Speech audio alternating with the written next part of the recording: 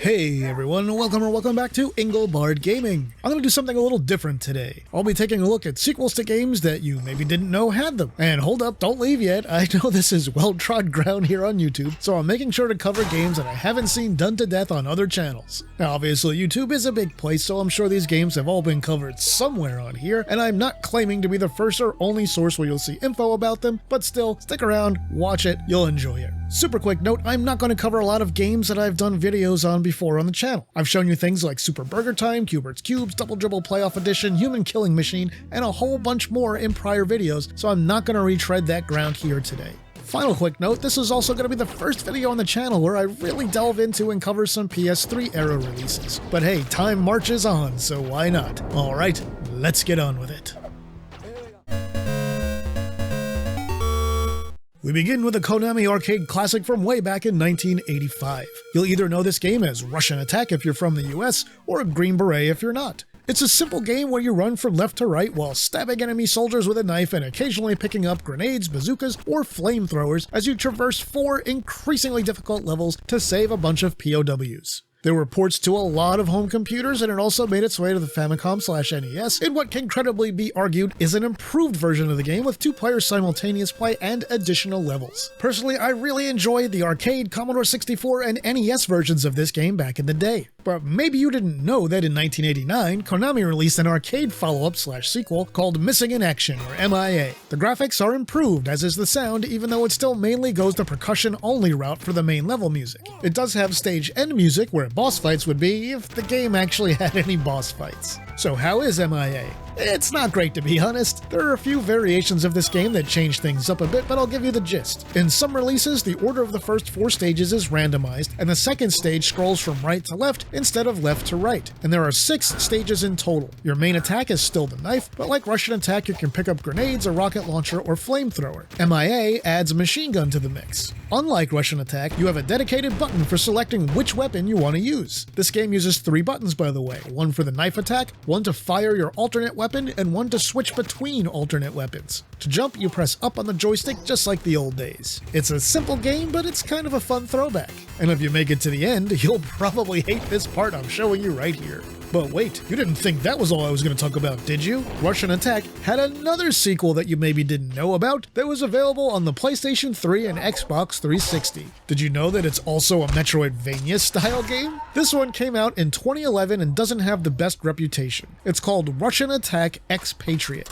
It's about a 7 to 10 hour game that takes place in a few different areas where your goal is, as always, to save the prisoners. If you want to play it these days, it's probably easiest to do that on RPCS 3. But anyway, it's an okay game for one of this type, and I don't quite dislike it as much as most contemporary reviewers, even though I'm not going to tell you it's a must-play or anything like that. Still, if you're a fan of the series and didn't know Expatriate existed, go ahead, find it, and give it a try. You'll get a kick out of some of its minor callbacks, if nothing else.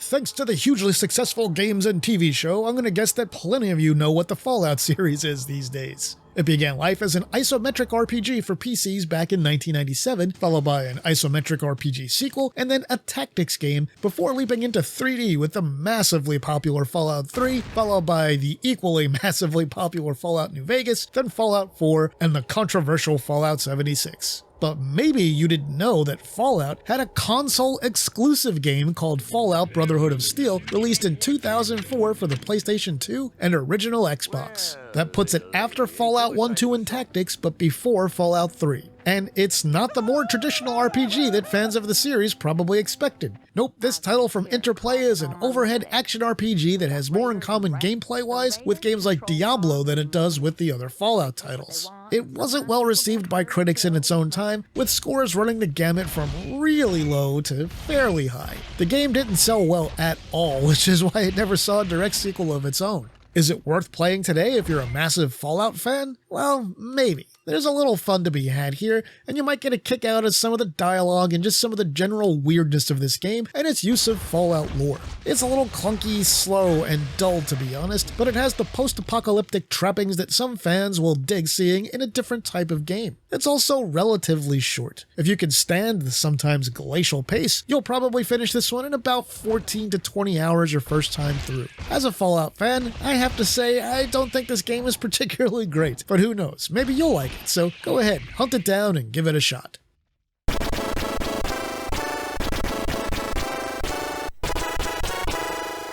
Next up, we have Capcom's classic overhead run-and gun, Commando. Like Russian Attack, this also came out in 1985. It featured 8 tough stages where you marched your way upwards trying to reach a base. Along the way, you fire your gun and lob grenades at any enemies that get in your way, while trying to occasionally rescue prisoners the enemy marches across the battlefield. Commando is an undeniable classic that helped define the entire genre, even if some today may find the gameplay a bit thin or repetitive. The original Japanese name of the game translates to Wolf of the Battlefield, which will be important in a minute or so. Now, you probably do know that Commando got a proper sequel direct from Capcom in 1990. This is Mercs, and it's probably still my favorite overhead run-and-gun game ever made.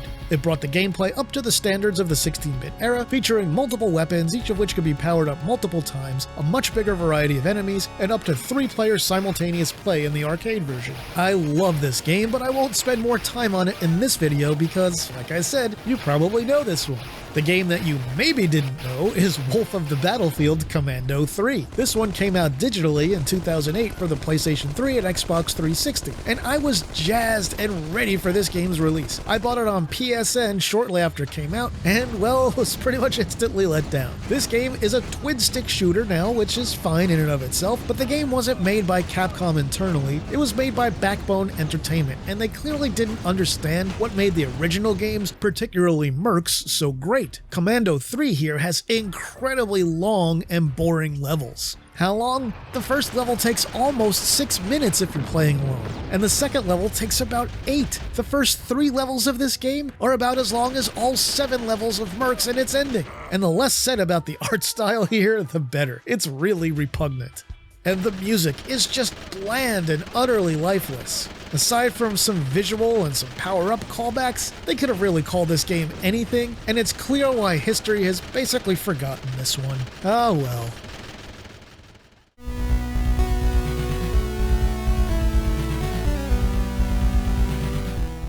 Here's Arcade Bionic Commando, also from Capcom, released in 1987. This was from Capcom's era in the wilderness, before they started putting out banger after banger on the CPS-1 hardware. It's not great, but it's alright. It's a little sloppy and tough in places, but despite that, it's still fun and has some really cool music. Most people are probably better acquainted with the NES release of Bionic Commando from 1988, which is an entirely different game that reused some concepts and music from the arcade original. This one is a beloved classic, and it was great. Getting rid of the jump button and replacing it with an extendable bionic arm was a stroke of genius, and this one mechanically plays much better than the arcade game, allowing you to do things like fire your arm out while you're falling. It also has a much different level structure and is a much longer form game than the arcade original. Now, you probably know that NES Bionic Commando got a modern, for the time, remake for PSN and Xbox 360 called Bionic Commando Rearmed. It was good. This was another one that only released digitally, and I picked it up right when it launched in 2008.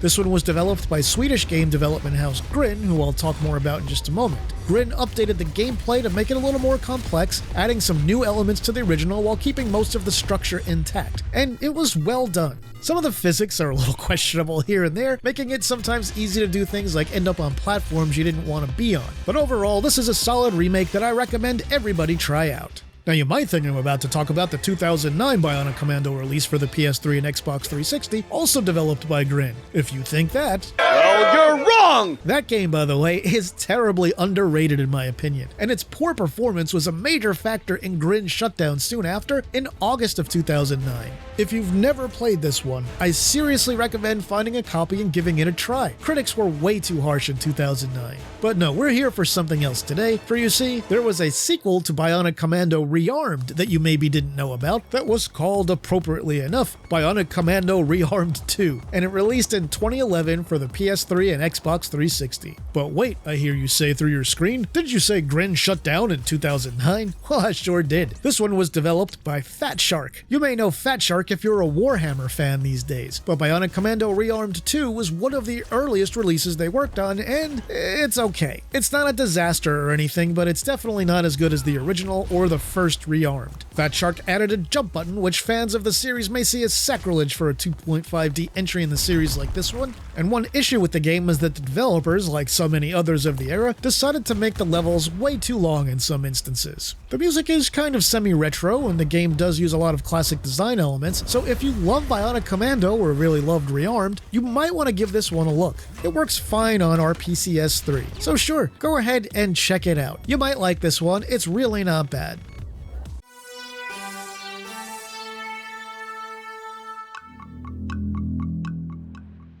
Next up, let's take a look at Out of This World, or as my European friends may know it, Another World, developed by French development house Delphine Software. There's been a little confusion about the original development platform for this game. Eric Shahi developed a little of the concept on the Atari ST, then found it ran well with additions on the Amiga, and he developed the game concurrently for the Amiga and the Atari ST, releasing both versions at about the same time. Though some reports state the 1991 Amiga release came out a few days or possibly even weeks before the Atari ST release. Anyway, this cinematic action game came out for numerous platforms and was an awesome, intriguing action game that was unlike almost anything we'd seen before. One of the platforms Out of This World eventually came to was the Sega CD, which, by the way, is different from the Genesis version of the same game, featuring larger graphics and faster and smoother gameplay. Now, I may do a complete comparison of both of those versions of the game a bit later on because it's pretty interesting. But anyway, when you bought Out of This World for Sega CD, you didn't just get the original game, you also got something else, the sequel.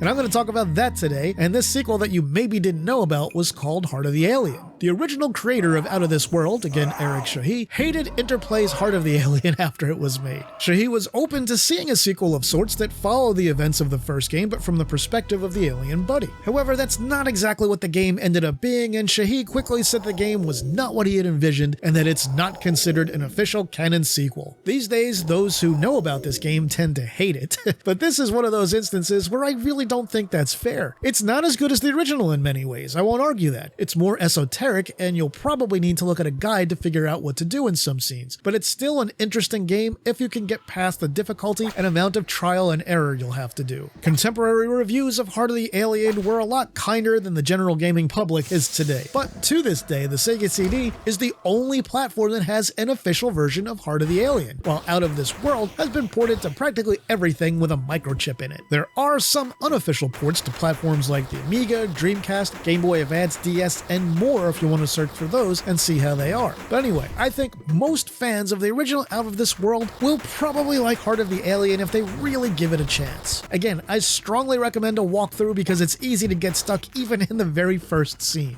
Like the original, Heart of the Alien is pretty short once you know what you're doing, and also skilled enough to do it.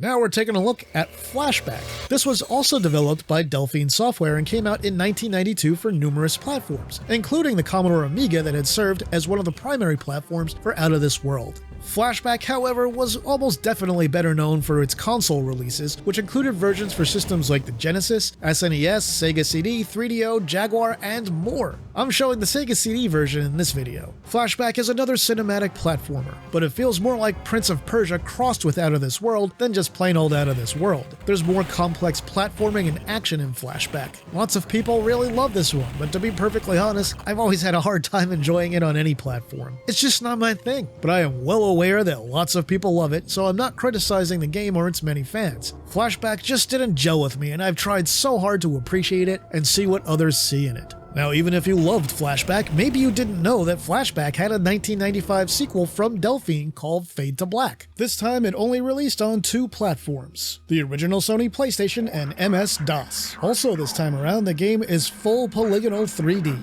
Interestingly enough, it started life as a Sega CD sequel to Flashback, but the commercial death of that platform led the team to start over and re-envision it for the fancy new hardware of the era. Hence, we got what you see here. Fade to Black is a direct sequel to Flashback. You take control of the same hero, Conrad B. Hart, and the story picks up after the end of the first game. Now, I'm not going to really comment on the quality of Fade to Black, but I will let you know that contemporary reviews were generally pretty good, especially on the PlayStation. It's interesting, but again, not really my thing. For those of you that really love the original Flashback and didn't know this game existed, well, you've got another chance now to check it out and see what you missed. Finishing this one for the first time will probably take most people about 9 to 11 hours, but I will caution you that it's full of sometimes hilarious, early polygonal game jank. One final sad note to end this section, Delphine planned to release another sequel to Flashback for the Game Boy Advance, this time in 2D like the original, around the year 2002. You can even find a prototype ROM of that game out there. However, Delphine never finished it and went bankrupt at the end of that year. At least Delphine did end up making some games that made a really huge impact on the industry. Alrighty folks, so there you are, a look at 6+, really more like 8 obscure sequels to older games that you maybe didn't know about. Hopefully you saw something new today, but either way, thanks for sticking around all the way to the end. What are some of your favorite sequels, spin-offs, or little-known follow-ups? There's plenty more I could have covered here, and I changed the list of games in this video probably about 5 times before settling on these particular games. So tell me all about what you would have chosen in the comments. And that'll do it for this video, my retro gaming friends. If you enjoyed it, please like and share it online somewhere. That's the only way my little channel here can grow. If you want to support the work that I do here, you can do that on Patreon, Ko-fi, or right here on YouTube through super thanks and channel memberships. With that, I'll say thanks for watching, and see me later.